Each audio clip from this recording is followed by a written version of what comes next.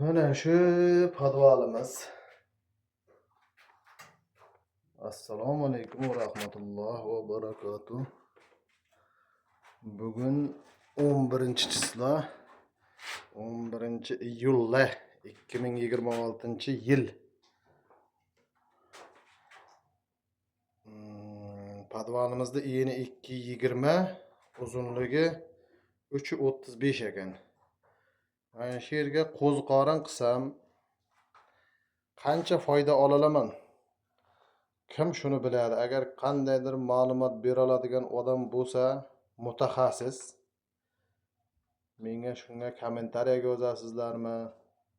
Shuni kommentariyaga yozsalaringiz, men shu qo'ziqorin qilsam shu yerga foyda qila olamanmi? Qancha foyda qila olaman shuni bilsam, shunga qarab ish qilmoqchi edim. Qo'ziqorin qilmoqchiman men shu podvalga.